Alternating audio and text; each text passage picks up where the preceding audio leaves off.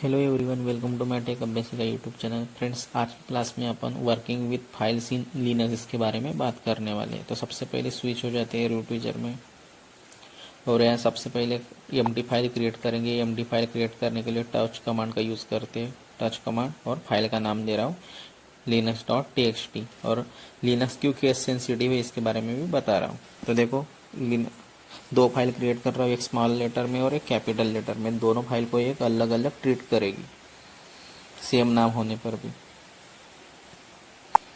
या कुछ स्लैश दे दिया, इसके लिए ऐसा हो गया।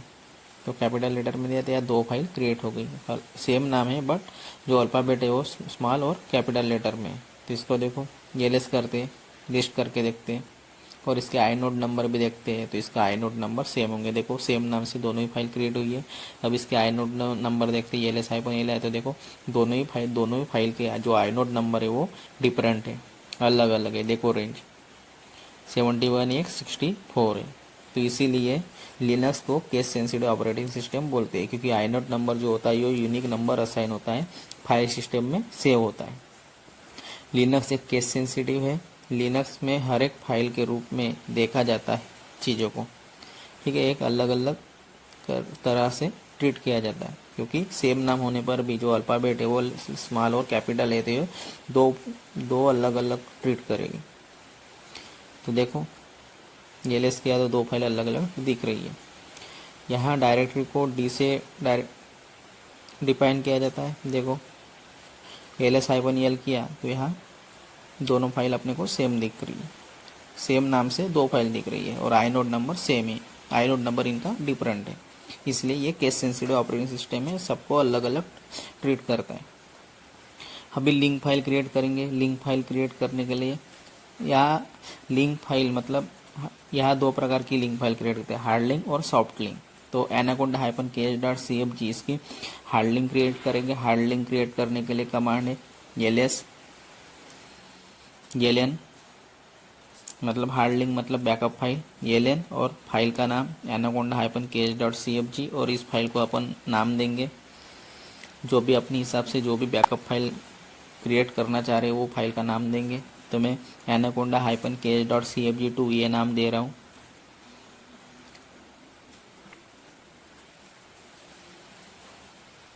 तो देखो यार, एक हार्ड लिंक क्रिएट हो गई है।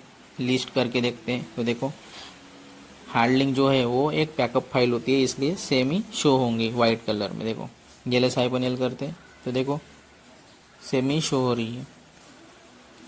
हार्ड लिंक मतलब बैकअप फाइल या डुप्लीकेट फाइल भी बोलते हैं, मतलब उस जो भी फाइल है उसकी एक डुप्लीकेट कॉपी जो सेम ही रहेगी। अभी सॉफ्ट लिंक क्रिएट करते हैं। सॉफ्ट लिंक क्रिएट करने के लिए कमांड है LS hyphen LN hyphen yes.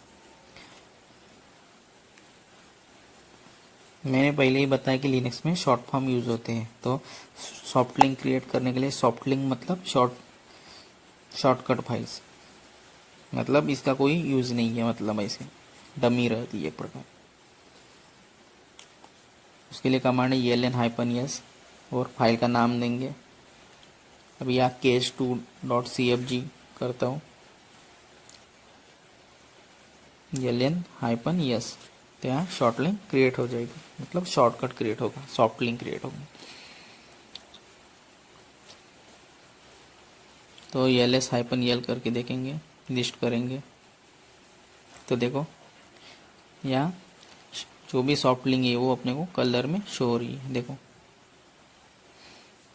LS bell के से ब्लॉक डिवाइस देखेंगे कि हार्ड डिस्क देखेंगे, हार्ड डिस्क के पार्टीशन देखेंगे, सब फाइल के रूप में कंसिडर की जाएगी। LS hyphen L /dev /nvmv0n1 को उन लिस्ट करके देखते हैं। तो अपने पास दो प्रकार की लिंक क्रिएट होती है, एक हार्ड लिंक और एक सॉफ्ट लिंक। हार्ड लिंक मतलब बैकअप फाइल और सॉफ्ट लिंक मतलब शॉर्टकट्स, जो इसे विंडोज़ में करते हैं। तो देखो, लिस्ट किया तो अब इस फाइल को कैट करके देखेंगे ओपन होती है कि नहीं होती है। तो ये फाइल अपने को ओपन नहीं होंगी। तो देखो, कैट करके देखती है और फाइल का नाम देंगे /dev। डिवाइस फाइल इसलिए डेव लिखते हैं। तो देखो, अपन यहाँ रीड नहीं कर सकते कि क्या लिखा है। तो अपने को कैसे पता चलेगा कि ये वाली फाइल में क्या लिखा है? तो इसके लिए अपन फाइल कमांड का यूज़ करते हैं सबसे, ठीक है। तो यहाँ कैलेंडर डाल देते हैं कैलेंडर टेक्स्ट फाइल में सबसे पहले।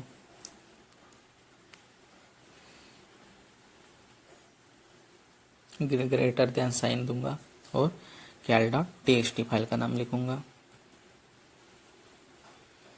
कैट करूंगा फाइल को, कैट और फाइल का नाम कैल डॉट टीएक्सटी।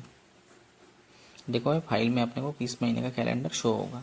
अभी ये अभी फाइल कमांड से देखेंगे कि इसका फाइल का जो फॉर्मेट है वो कौन सा है इस फाइल का। तो देखो ये ASCII फॉर्मेट में फाइल है। फाइल कमांड से पता चलेगा कि फाइल कौन सी है, तो ये अपने को ASCII फॉर्मेट में शो हो रही है। कोई भी फाइल का अपने को पता करना है कि कौन सा फॉर्मेट में फाइल, कौन सी फॉर्मेट की फाइल है, तो उसके लिए कमांड है फाइल कमांड। फाइल कमांड से अपने को पता चलेगा कि किस टाइप की या किस फॉर्मेट में फाइल है। यही फाइल को दूसरे फॉर्मेट में कन्वर्ट करना है तो उसके लिए कमांड है, जो भी एक्सटेंशन है वो देंगे, दूसरे फाइल एक्सटेंशन में कन्वर्ट करना है तो उसके लिए कैल ग्रेटर दैन कैल डॉट जेपीईजी ये एक्सटेंशन दूंगा। तो अपन जो भी फॉर्मेट है उसका कन्वर्ट कर रहे हैं, तो जेपीईजी फॉर्मेट में कन्वर्ट करना है तो उसके लिए कमांड दिया कैल ग्रेटर दैन कैल डॉट जेपीईजी। ऐड करेंगे तो देखो चेंज किया तो भी फॉर्मेट वही बताएगा। अभी LSBL की कमांड चलाएंगे और जो फाइल अपने को डेटा शो नहीं हो रहा था, समझ में नहीं आ रहा था कि कौन से फॉर्मेट में है, तभी उस फाइल को अपन रीड करने की कोशिश करते तो उसके लिए कमांड है फाइल कमांड, जो कि dev/nvme01n। इस फाइल को ओपन किया तो अपने को फॉर्मेट समझ में नहीं आ रहा था, तो अभी उसको रीड करने की कोशिश करते कि कौन से फॉर्मेट में है, तो उसके लिए कमांड है फाइल कमांड। तो फाइल कमांड से अपन इस फॉर्मेट को भी रीड कर पाएंगे।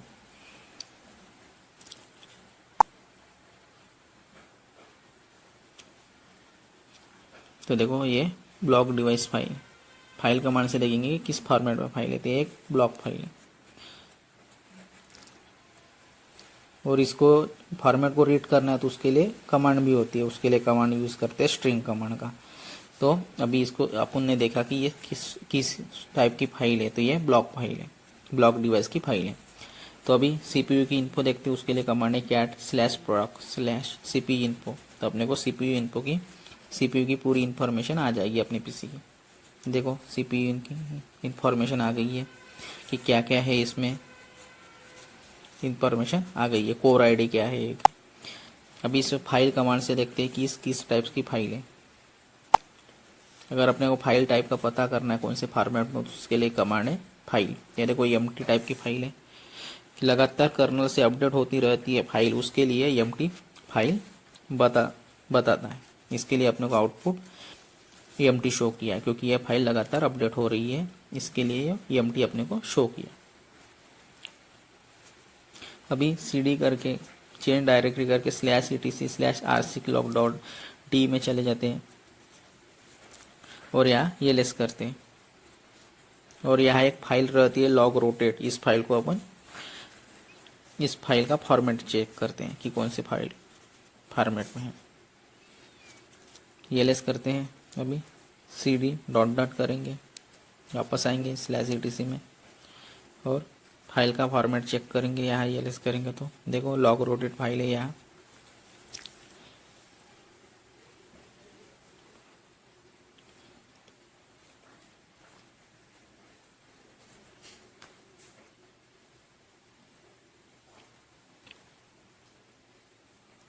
ऊपर में जाएंगे तो यहाँ एक फाइल होंगी log rotate। इस फाइल का फॉर्मेट चेक करते हैं।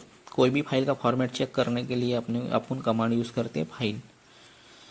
तो फाइल कमांड से अपने को पता चलेगा कि किस टाइप की फाइल फॉर्मेट है और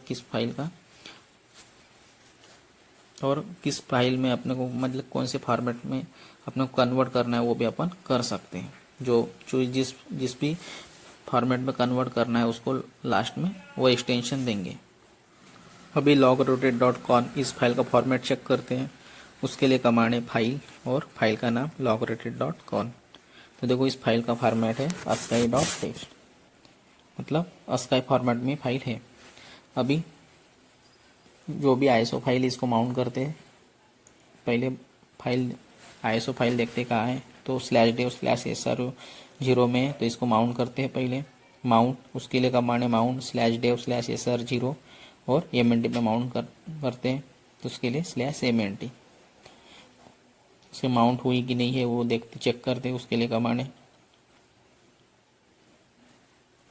डायरेक्ट माउंट हो गई है, डायरेक्ट चले जाते हैं cd/mnt में। ls करते हैं यहाँ, तो यहाँ देखो यहाँ media.repo फाइल है यहाँ। इसको अभी इस फाइल का फॉर्मेट चेक करते हैं, कौन से फाइल में का फॉर्मेट है इस फाइल का, तो उसके लिए कमांड है फाइल। कोई भी फाइल का अगर फॉर्मेट चेक करना है उसके लिए कमांड है फाइल। फाइल कमांड से अपन फाइल का फॉर्मेट चेक कर सकते हैं। तो अभी आप फाइल कमांड देंगे, फाइल और उस फाइल का नाम media.repo, तो इसका फॉर्मेट अपने को पता चल जाएगा। तो एक ASCII file, ASCII test file है ये। अभी सीडी करके बेस ओएस में चले जाते हैं। पैकेज मैनेजर की एक फाइल है बेस ओएस, और यहाँ सीडी पैकेजेस करते हैं।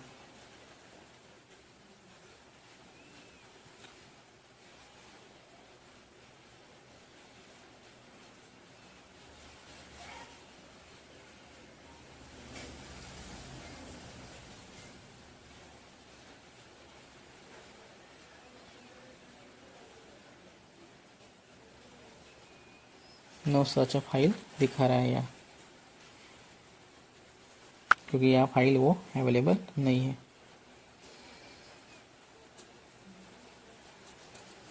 इसके लिए अभी पहले यह देखते हैं कि जेडीएस का पैकेज है या नहीं है, तो यहाँ जेडीएस का पैकेज को इंस्टॉल करते हैं, और जेडीएस को पैकेज जैसे ही इंस्टॉल करेंगे तो जेडीएस सेल में चले जाएंगे। अलग अलग शेल होती है लिनक्स में, ZSH है, bash है, sh है, ksh है, कॉर्नगल शेल। तो यहाँ ZSH का पैकेज इंस्टॉल कर रहे हैं। ये देखो ZSH स्टार्टिंग में y नहीं लगा, इसके लिए मुझको प्रॉम्प्ट किया, तो y देंगे यस के लिए, क्योंकि मुझे पैकेज इंस्टॉल करना है उसके लिए यस कर रहा हूँ। तो यहाँ ZSH का पैकेज इंस्टॉल हो रहा है। जैसे ही इंस्टॉल होगा तो अपन ZSH सेल में चले जाएंगे।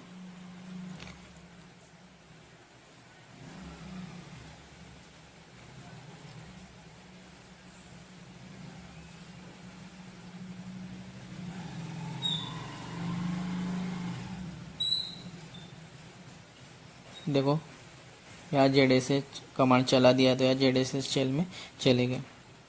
फाइल के आगे नाम देंगे तो कौन सी फाइल है ये पता चलेगा। तो इसके लिए अभी यहाँ फाइल क्रिएट करेंगे।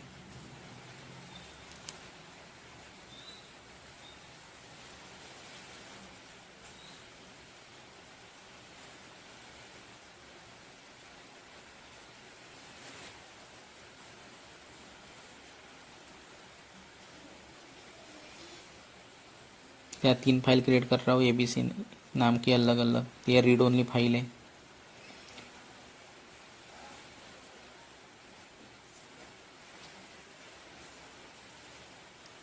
रीड ओनली फाइल सिस्टम, क्योंकि ZSH शेल में इसके लिए फाइल क्रिएट नहीं कर रहा।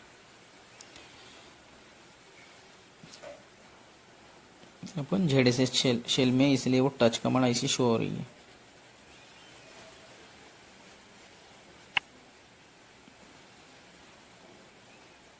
mnd bash os,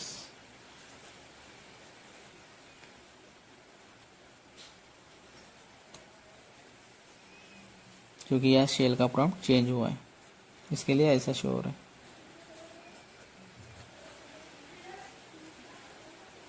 इसके लिए एग्जिट कर रहा हूँ। शेल से बाहर आ गए।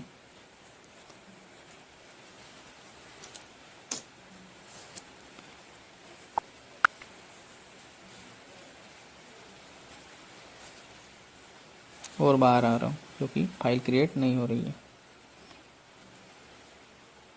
उसके लिए cd कमांड से बाहर आएंगे।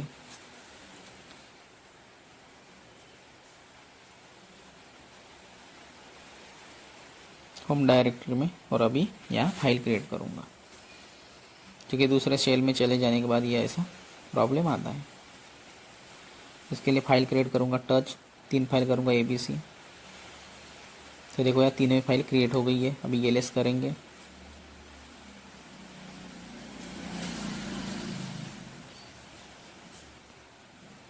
तो देखो यार तीनों ही फाइल शो हो रही है, ABC, मतलब यार तीनों ही फाइल क्रिएट हुई है। लॉन्ग लिस्ट करेंगे ELL कमांड से, तो देखो तीनों फाइल यार शो हो रही है, ABC।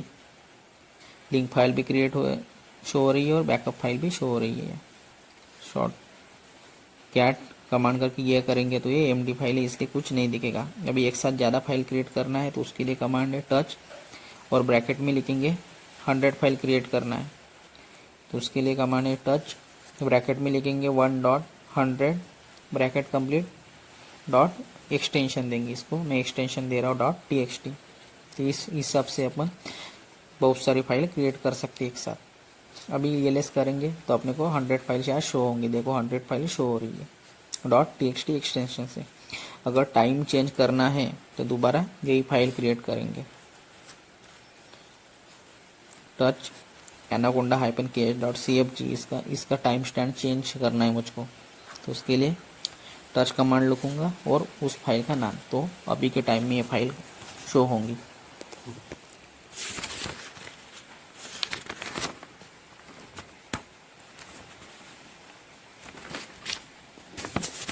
तो इसका जो टाइम स्टैम्प है वो अभी के टाइम में शो होगा। तो देखो, तो इसका टाइम स्टैम्प अभी के टाइम में शो होगा। अगर इसका कस्टम टाइम स्टैम्प चेंज करना है, मतलब अपने हिसाब से इसका टाइम सेट करना है। कस्टम टाइम स्टैम्प उसको बोलते हैं कि जब जो भी फाइल है उसका अपने हिसाब से टाइम चेंज करना है, कभी भी दिखानी है अपने हिसाब से कौन सी ईयर में बनी है। तो उसके लिए कमांड है टच -t 2025 में बनाना है मुझे, 5 तारीख को 10वें महीने में, और उसका टाइम में दे रहा हूँ इसमें 06:15 6:15 में। तो अभी इस टाइम पे ये फाइल शो होंगी। ELS करेंगे तो इसका टाइम, इस फाइल का जो टाइम है वो, जो टाइम स्टैम्प है वो चेंज होगा। देखो एनाकोंडा -ks.cfg, इसका जो टाइम स्टैम्प है वो चेंज होगा।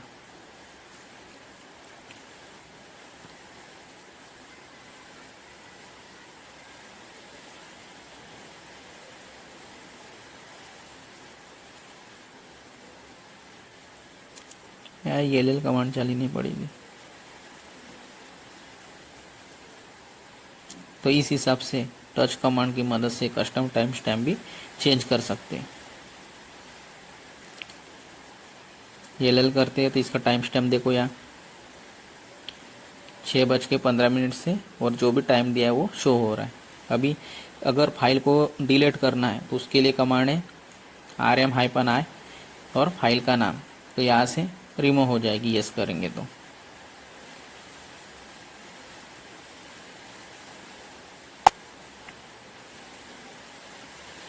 इस हिसाब से कस्टम टाइम स्टैम्प भी चेंज कर सकते हैं। और फाइल को डिलीट करना है तो उसके लिए rm-i लिखेंगे, क्योंकि ये प्रॉम्प्ट करना चाहिए, उसके लिए आई लिखा और यस किया तो ये फाइल यहाँ से रिमूव हो गई है। अगर rm से किया है तो पूछेगा नहीं, डायरेक्टली डिलीट हो जाएगी, बट आई वहाँ लिखा तो अपने को पूछेगा डिलीट करना है कि नहीं। इसके लिए एलियास सेट रहता है, तो एलियास सेट है वो देखना है, तो उसके लिए कमांड है एलियास और कमांड का नाम rm। तो देखो वहाँ rm कमांड के लिए rm = rm-i, इस हिसाब से एलियास सेट है। एलियास सेट है तो अपने को प्रॉम्प्ट करेगा कि डिलीट करना है कि नहीं करना है, रिमूव करना है कि नहीं करना है।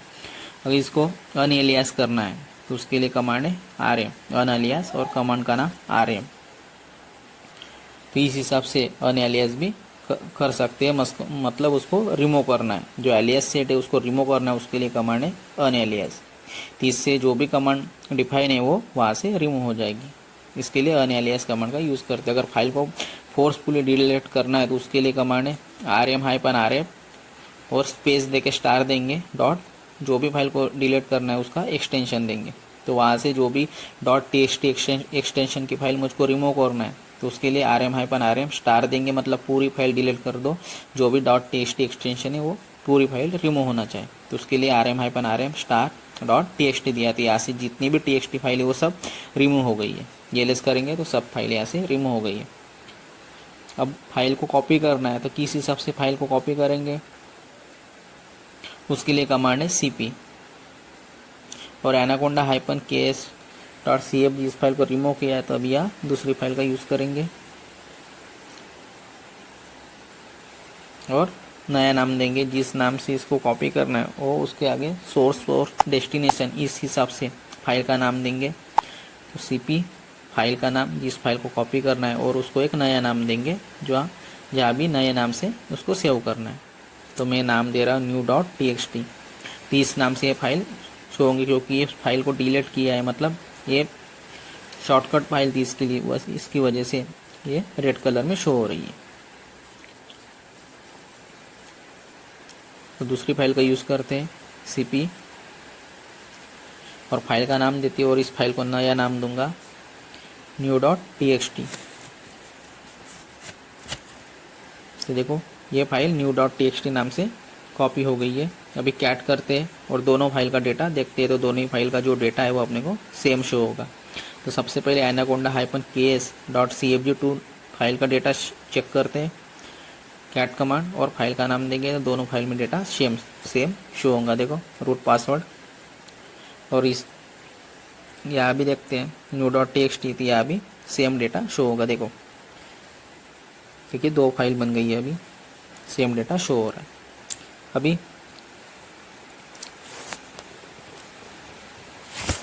एनाकोंडा -ks.cfg फाइल को जो डिलीट किया था उसको इंस्टॉल करने का कोशिश करते हैं तो ये इंस्टॉल नहीं होंगी क्योंकि ऐसी इंस्टॉल नहीं होती।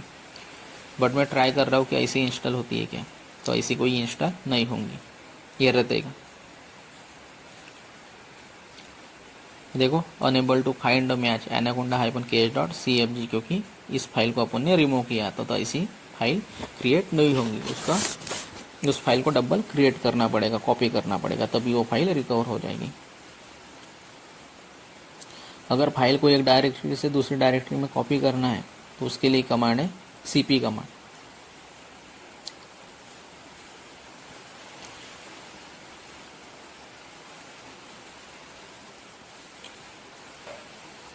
तो df-s से देखते हैं तो देखो यह ISO इमेज माउंट है।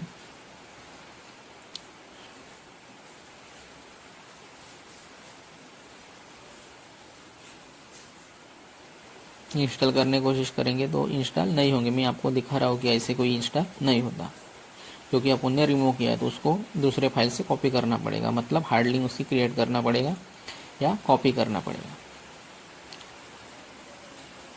cp करके new.txt को /tmp में करते हैं सोर्स और डेस्टिनेशन पाथ। तो फाइल को एक डायरेक्टरी से दूसरी डायरेक्टरी में कॉपी कर रहे हैं। अभी लिस्ट करके देखते हैं /tmp /new.txt। देखो यह अपने को डेटा शो होगा।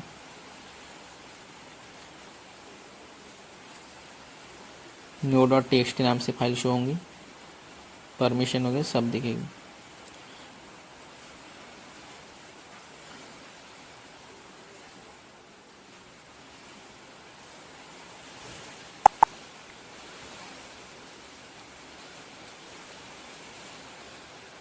और cp करके देखते हैं।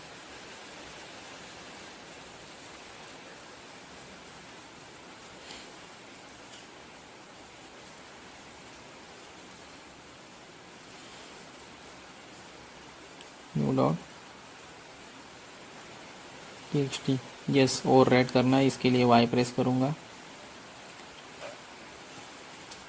लॉन्ग लिस्ट करूँगा ll कमांड से।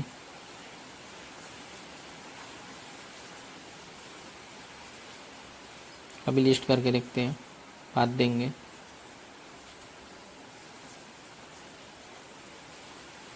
कई बार ऐसी कंडीशन आती है एक फाइल को एक डायरेक्टरी से दूसरी डायरेक्टरी में कॉपी करना है बट दोनों के पाथ है उनके अंदर सब डायरेक्टरी के इंक्लूडेड है। उसके लिए ll करते /var/log/messages एक फाइल है और इसको tmp करते cd tmp/tmp और लॉन्ग लिस्ट करते और इस फाइल को कॉपी करते तो उसके लिए रिकर्सिवली कॉपी करना पड़ेगा। तो उसके लिए कमांड है cp-r पाथ देंगे slash var slash log slash messages source path, और इसको डेस्टिनेशन पाथ दूंगा slash TMP slash Linux slash mesh dot TXT.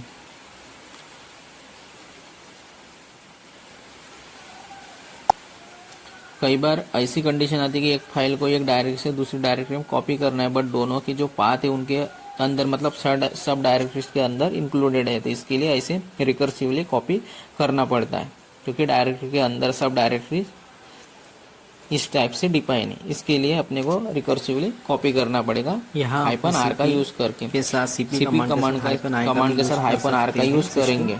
उसके लिए अपने को सिस्टम प्रॉम्प्ट करेगा कि यस और नो, क्योंकि एलियस में सीपी कमांड भी इंक्लूडेड है, मतलब डिफाइन है। तो इसको एलियस करते हैं तो देखो यहाँ कॉपी हो गई होंगी, एलियस करते हैं तो यहाँ डेटा शो होगा। तो इस हिसाब से रिकर्सिवली भी कॉपी कर सकते हैं, जैसे कि डायरेक्टरी के अंदर सब डायरेक्टरी है। तो देखो सीपी हाइपन आई करके देखते हैं फाइल को।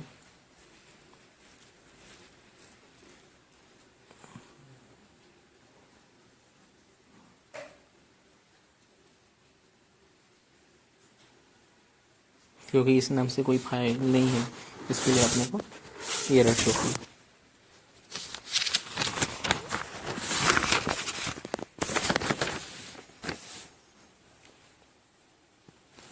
ठीक है, तो अपने को सीपी कमांड के साथ हाइपन आर का यूज समझ में आया होगा। अगर किसी पर्टिकुलर फाइल का नाम चेंज कर सकते हैं, कैट पेस्ट कर सकते हैं, मतलब कट एंड पेस्ट कर सकते हैं, तो उसके लिए अपन एमवी कमांड का यूज करेंगे। मतलब किसी पर्टिकुलर फाइल का नाम चेंज करना है तो उसके लिए अपन एमवी कमांड का यूज कर सकते हैं, और रीनेम भी करना है तभी भी अपन एमवी कमांड का यूज कर सकते हैं। तो उसके लिए एमवी कमांड का यूज करेंगे। एमवी फाइल का नाम, सोर्स और डेस्टिनेशन एनाकोंडा हाइपन केस2 डॉट CFG, और या एक फाइल को नाम देंगे, मतलब वो जो फाइल अपन ने डिलीट किया था anaconda hyphen case dot CFG, इस नाम से फाइल क्रिएट करेंगे, तो अपनी फाइल क्रिएट हो जाएगी।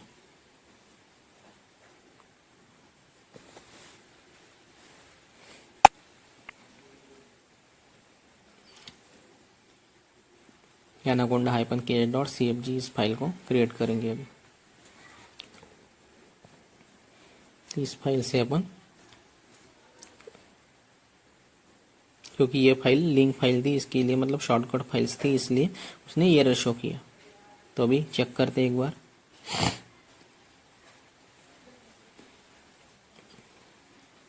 सीडी करते हैं, वापस आएंगे, और अभी एरर शो कर रहा है।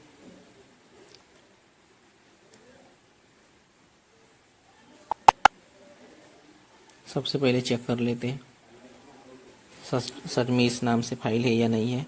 अगर फाइल नहीं होंगी तो क्रिएट नहीं होंगी, इसके लिए पहले चेक करेंगे।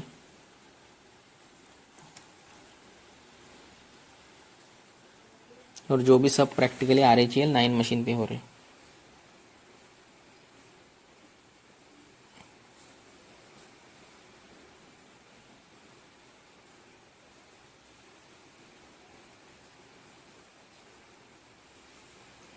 ये भी क्रिएट नहीं होंगी, देखो, क्योंकि एनाकोंडा हाइपन केस2 डॉट CFG ये फाइल यहाँ अवेलेबल नहीं है, यहाँ शो कर रहा है नो सच अ फाइल और डायरेक्टरी। तो इसको दूसरे फाइल से क्रिएट करना पड़ेगा, क्योंकि वो फाइल अपन ने रिमूव किया या शॉर्टकट फाइल है। उसके लिए अभी चेक करेंगे। तो देखो ये शॉर्टकट्स फाइल थी एनाकोंडा हाइपन केस2 डॉट CFG। इसके लिए anaconda hyphen case dot CFG2 इस फाइल से अपन क्रिएट करते हैं, तो ये फाइल यहाँ क्रिएट हो जाएगी। एमवी कमांड से क्रिएट करेंगे, और इस फाइल का नाम, इस फाइल को नाम देंगे anaconda hyphen case dot CFG। जो फाइल रिमूव किया था उस फाइल से नाम से ही क्रिएट करते हैं।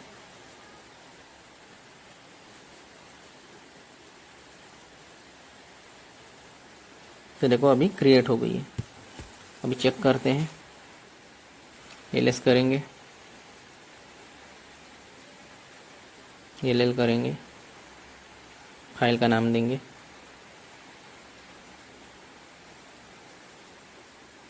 तो ये फाइल यहाँ क्रिएट हो गई है। ठीक है। तो इस हिसाब से अपन फाइल भी क्रिएट कर सकते हैं। तो फ्रेंड्स इसी वीडियो में इतना, बाय बाय।